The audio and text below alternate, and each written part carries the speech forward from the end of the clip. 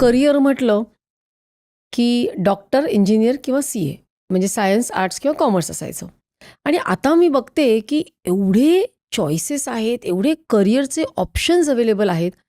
त्यामुळे मुलांच्या मनामध्ये गोंधळ उडालेला असतो. त्यांचे इंटरेस्ट काही असतात. आई-वडिलांना काहीतरी दुसरंच हवं असतं. बरं, मार्क मिळवून पुरेसं होत नाही. तर अशा कुठल्या 3 गोष्टी आहेत, की ज्या विद्यार्थ्यांनी स्वतःला पहिले विचाराव्यात, करिअर निवडण्यापूर्वी? म्हणजे एक करिअर काउन्सिलर म्हणून तुमचं ह्याच्याविषयी काय मत आहे?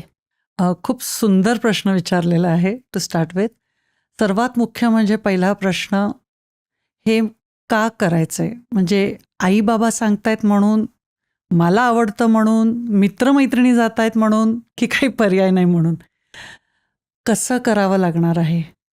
कुठे-कुठे आहेत हे कोर्सेस? हे सगळे प्रश्न विद्यार्थ्याला पडले पाहिजेत, की खरंच मला जायचंय का? किंवा तिथे काय आहे किंवा अमुक-अमुक कोर्स आहे.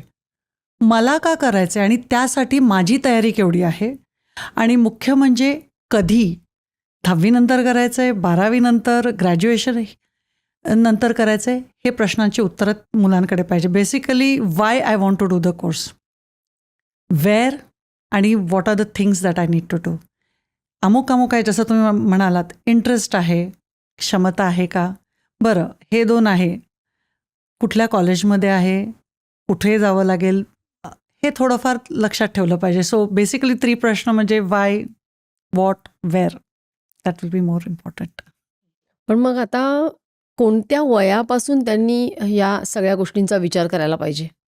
काय झालंय सांगू का? आपलं सोशल मीडिया म्हणा किंवा इंटरनेटमुळे ना, हल्ली सगळीच माहिती सगळ्यांना फार पहिलीच मिळायला लागलेली आहे.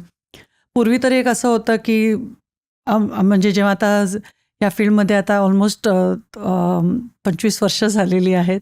तर पूर्वी तरी 12वी नंतर यायची लोकं, नंतर 10वी नंतर यायला लागली. हल्ली तर आता 5वी-6वी पासूनच विचार करायला लागलेले आहेत. तुम्हाला खरंच आश्चर्य वाटेल, की पेरेंट्स आणि स्टुडंट्स खूपच, की काय केलं पाहिजे, मला करिअर करायचं आहे. आणि तेव्हाच आम्हाला कुठेतरी सांगावं लागतं, जरा शांतपणे दमाने घ्या. आपली एज्युकेशनल म्हणतात ना, फ्रेमवर्क जो आहे तो वेगळा आहे. मी तर असं म्हणेन, की कुठेतरी 8वी सुरू केलं पाहिजे. 9वीत जरा माहिती गोळा करा. 10वीत त्याला एक सीरियस आउटलुक द्या. 10वीत असताना 10वीच्या बोर्डाच्या परीक्षा संपल्यानंतर जरा अजून त्यातलं म्हणतात ना, इन्फॉर्मेशन म्हणा, रिसर्च म्हणा, करिअर गायडन्स म्हणा, हे महत्त्वाचं होतं. कुठेतरी 8वीपासून सुरुवात झाली पाहिजे आणि 10वीपर्यंत तरी थोडा तरी पल्ला गाठला पाहिजे. आणि 12वीत बाय 11वी एंड तुम्हाला क्लॅरिटी आलीच पाहिजे.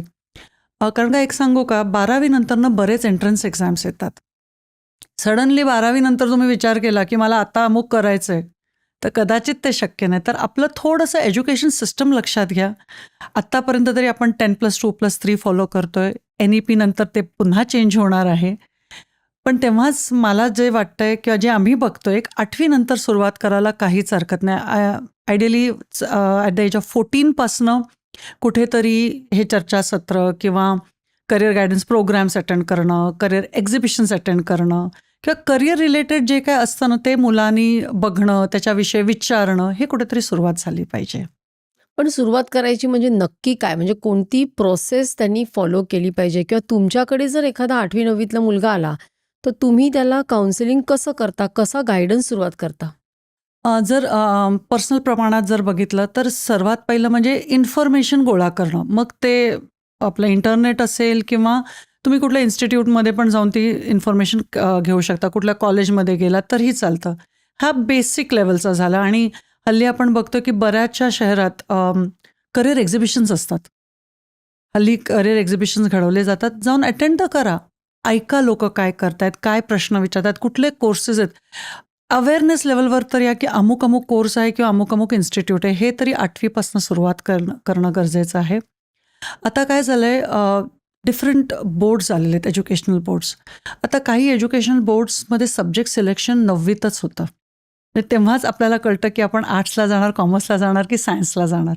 तेव्हाच कुठेतरी सब्जेक्ट सिलेक्शन टेस्टिंगपासून सुरुवात होते.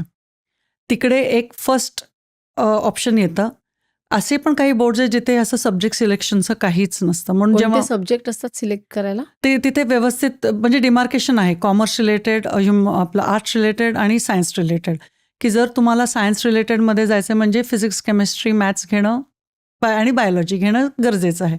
पण तेच जर तुम्हाला ह्याच्यात जायचं नाही, मग इकॉनॉमिक्स येतं, कमर्शियल स्टडीज येतं, असे पण सब्जेक्ट्स आहेत. अगदीच वेगळं मग पॉलिटिकल सायन्स, सायकॉलॉजी, इकॉनॉमिक्स पण येतात. तर कुठेतरी काही एज्युकेशनल बोर्ड्समध्ये आपण हे 8वीपासूनच प्रक्रिया बघतो. पण ज्या एज्युकेशनल बोर्ड्समध्ये ते नाही आहेत, त्यांनी आम्ही म्हणजे जर स्टँडर्डाइज्ड आपण जे टेस्टिंग म्हणतो, तुमचे मिनिमम 13 वर्ष 6 महिन्याच्या वरपासून तुम्ही टेस्टिंग करू शकता. काय होतं माहिती आहे का, बरेचसे पेरेंट्स येतात आणि सांगतात, आमचा मुलगा ना 5वीत आहे, जरा ह्याचं IQ टेस्टिंग करून बघता का, आम्हाला बघायचं तो किती इंटेलिजंट आहे. कसं आहे की एक रेव्हेन्यू म्हणून कोणाला करायला काही हरकत नाही, पण आयडियली आणि एथिकली ते करू नये. खरंच करू नये, कारण का आम्हीच विचारतो की काय झालंय का, किंवा काय तो वेगळा वागतोय किंवा ती वेगळी वागते का, तर हे करावं. If it is a requirement. आणि समजा तुम्हाला कळलं की मुलाची IQ अमुक अमुक आहे, तुम्ही काहीही काय करणार आहात किंवा काय करणार होता, काही करू शकत नाही. So this information is not required. Basically vocational guidance किंवा करिअर काउन्सिलिंग आपण म्हणतो ना, कुठेतरी 8वीपासून सुरू केलं पाहिजे आणि 10वीत तिथे एक टप्पा संपला पाहिजे, 12वीत दुसरा टप्पा, 11वीत आय वुड से टप्पा. आता काउन्सिलिंग सेंटरमध्ये तर ग्रॅज्युएट्स आणि पोस्ट ग्रॅज्युएट्स पण यायला लागलेले आहेत.